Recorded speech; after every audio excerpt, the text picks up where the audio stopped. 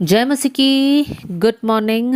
आज सुबह प्रभु का वचन हमारे लिए इफिसियों की पत्री अध्याय 5 आयत 33।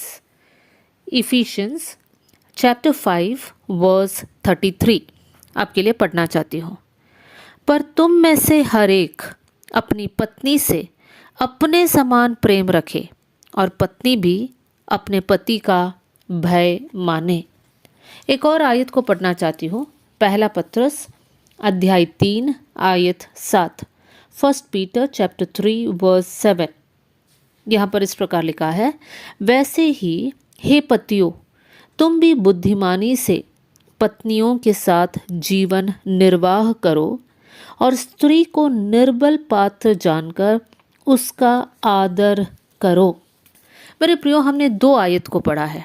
इफिसियों के पत्री में हमने पढ़ा पति पत्नी से प्रेम करे, और पहले पत्रस में हमने पढ़ा पति पत्नी का आदर करे। मेरे प्रियो, यहाँ पर 2 बातें हैं, एक है प्रेम करना और दूसरा है आदर करना। हर शादी में, हर परिवार में ये दोनों बातें होना बहुत ज़रूरी है। पति पत्नी से और पत्नी पति से प्रेम करे और आदर करे। अगर ये दोनों बातें एक रिश्ते में है तो वो रिश्ता बहुत मजबूत होगा। प्रेम और आदर करने का मतलब क्या है? हम लोग कैसे हमारे जीवन को जिएंगे? अगर प्रेम और आदर है तो मेरे प्रियो, हम एक दूसरे का ख्याल रखेंगे, मदद करेंगे, हम क्षमा करेंगे।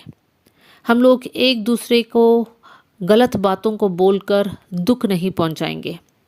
गुस्सा है तो भी गुस्से पर संयम रखकर हम बातों को सुलझाएंगे, नाराज़गी को छोड़ देंगे, कभी एक दूसरे पर हाथ नहीं उठाएंगे।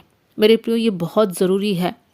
प्रभु के बच्चे कभी भी एक दूसरे पर हाथ नहीं उठाना चाहिए। अगर ऐसे कभी आपके परिवार में हुआ है तो माफ़ी मांग लीजिए और ये डिसीजन को लीजिए कि हम आगे हमारे परिवार में ऐसी बातों को नहीं करेंगे। एक दूसरे की बुराई नहीं करना है। मेरे प्रियो, आप अपने दोस्तों के साथ होंगे, अपने रिश्तेदारों के साथ होंगे, लेकिन हमेशा याद रखना कि हम लोग अपने जीवन साथी से प्रेम करना है, आदर करना है। इसका ये मतलब है कि उनकी बुराई को या उनकी कमियों को हम दूसरों के सामने चर्चा नहीं करेंगे। साथ में हमें कभी एक दूसरे के माता पिता या रिश्तेदारों की बुराई भी नहीं करना चाहिए।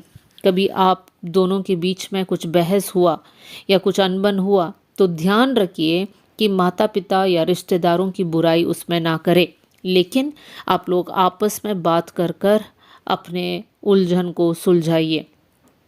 कभी भी एक दूसरे को धमकी नहीं देना कि मैं तुम्हें छोड़ दूंगा या डिवोर्स दे दूंगी। इस प्रकार की बातें कभी भी एक रिश्ते में नहीं आना चाहिए। प्रभु ने हमें जोड़ा है तो हम लोग हमारे जीवन के अंत तक उस रिश्ते में रहे और हम लोग वफादार रहे। मेरे प्रियो, बहुत से वक्त इस प्रकार देखा जाता है कि पति पत्नी से कहता है या फिर पत्नी पति से कहती है कि अरे तुम तो पागल हो, या पागल जैसे क्यों बोल रहे हो। मेरे प्रियो, इसमें प्रेम और आदर कहाँ है? हमारे शब्दों पर हमें बहुत ध्यान देना है। हमारे शब्दों में प्रेम होना चाहिए और आदर करना है। एक दूसरे की कमज़ोरी जानकर एक दूसरे को मदद करना है और साथ में एक दूसरे की क्षमता या वरदान को पहचान कर उन्हें उसमें बढ़ाना है। आप 1 मिनट सोचिए, क्या आप अपने जीवन साथी का क्षमता या फिर उनके टैलेंट को पहचानते हैं? आपने क्या किया है उस टैलेंट को बढ़ाने के लिए? हम जब एक दूसरे से प्रेम करते हैं तो उनको आगे बढ़ने में हम हेल्प करते हैं। मेरे प्रियो, साथ में हम एक दूसरे के लिए प्रार्थना भी करना है।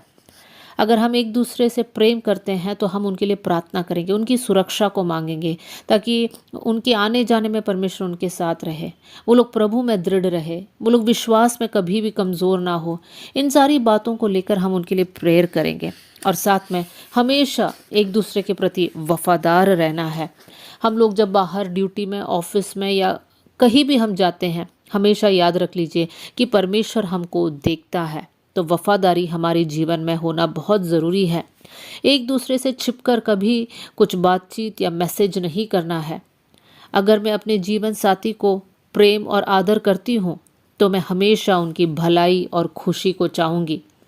इसमें मुझे दुख भी उठाना पड़े तो भी मैं तैयार रहूँगी, क्योंकि मेरे अंदर मेरे जीवन साथी के प्रति मुझे प्रेम और आदर है। तो आप सोचिए हमारे जीवन कैसा है मेरे प्रियो।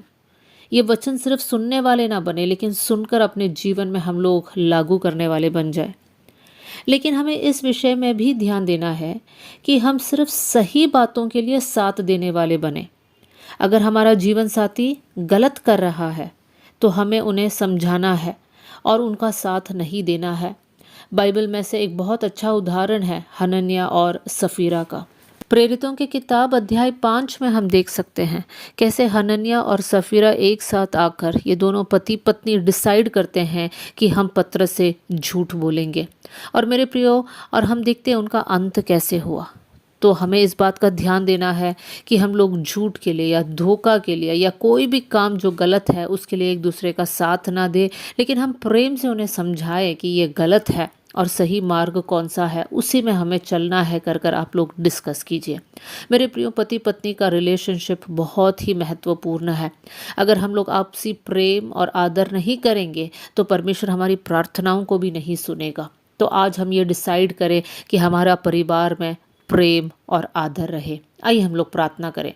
स्वर्गीय पिता, आज का वचन के लिए मैं धन्यवाद करती हूँ प्रभु जी। परमेश्वर पिता, जितने आपके बच्चे ये वचन को सुन रहे हैं प्रभु, मैं प्रार्थना करती हूँ उनके फैमिली को आप ब्लेस करना परमेश्वर पिता। उनके पारिवारिक जीवन धन्य होने पाए प्रभु जी। प्रभु, उनके परिवार में प्रेम और एक दूसरे के प्रति आदर होने पाए। प्रभु, इस समय पर अगर कोई भी एक टूटा हुआ परिवार से होकर जा रहे हैं परमेश्वर पिता, या फिर एक डिवोर्स की बातें उनके परिवार में चल रही हैं, या फिर एक दूसरे से अलग होकर रह रहे हैं, तो मैं प्रार्थना करती हूँ आप उन पर तरस खाना परमेश्वर पिता, दया करना प्रभु जी। दोबारा एक साथ आने के लिए आपका अनुग्रह उन पर उंडेल देना परमेश्वर पिता। एक दूसरे से प्रेम करने का परमेश्वर एक विशेष अनुग्रह देना प्रभु जी। थैंक यू प्रभु कि आपने हमारी प्रार्थना सुन लिया। प्रभु यीशु मसीह के नाम से हम मांगते हैं, amen. God bless you all. जय मसीह की।